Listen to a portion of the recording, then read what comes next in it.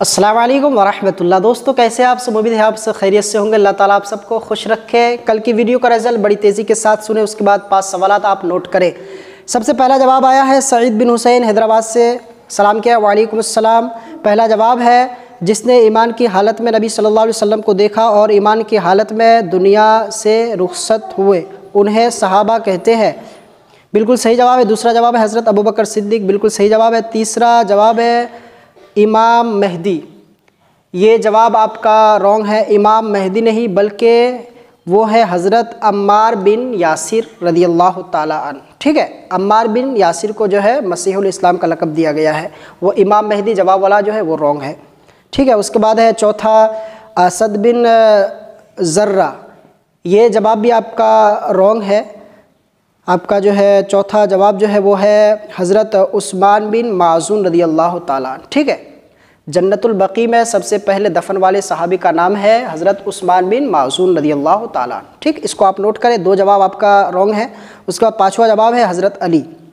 हज़रत अली ये भी है और हज़रत ज़ैद बिन हारिसा, ये भी 2 ऑप्शन है इसके। ठीक है, इन दोनों का नाम लिखना पड़ेगा। हुज़ूर सल्लल्लाहु ताला अलैहि वसल्लम ने जिसके बारे में ये कहा कि मैं इसका वारिस हूँ, वो मेरा वारिस है, तो इसमें हज़रत अली भी है और हज़रत ज़ैद बिन हारिसा वो भी है। दोनों सहाबी, दोनों का नाम आप लिखें। ठीक है, 2 जवाब आपका रॉन्ग है, उसको सही करने की कोशिश करें।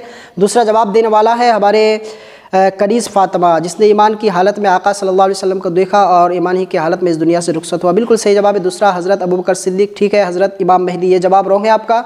उसके बाद हज़रत उस्मान बिन माज़ून, माशाल्लाह। ठीक है, उसके बाद हज़रत अली।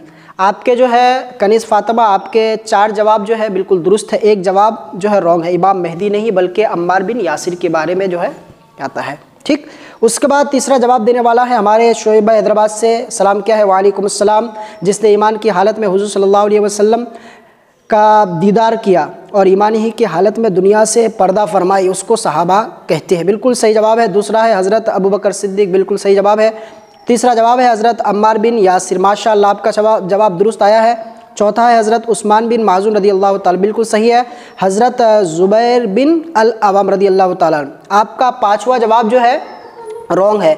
ज़ुबैर बिन अवाम के बारे में किताबों में कहीं कहीं दिया हुआ है, लेकिन वो नहीं है। जो तहकीक करेंगे आप, तरजीह जो है जिसको दी जाती है हज़रत अली और हज़रत ज़ैद बिन हारिसा, जिसके बारे में आका अलैहिस्सलाम ने इस तरह का अल्फाज यूज़ किए, मैं इसका वारिस हूँ, वो मेरा वारिस है। ठीक है, 2 ऑप्शन आपको लिखना है, हज़रत अली और हज़रत ज़ैद बिन हारिसा। तो आज के 5 सवाल के लिए आप तैयार हो जाए। आज जो है हम करने वाले हैं सवालात आपसे बड़ी तेज़ी के साथ, टाइम कम है। तहज्जुद की नमाज के ताल्लुक़ से 5 सवाल होंगे, इसको सही से आप नोट करें और ध्यान से सुने। सवालात मैं आहिस्ता बताऊंगा, जल्दी नहीं बताऊंगा इसको, ताकि आप समझ जाए।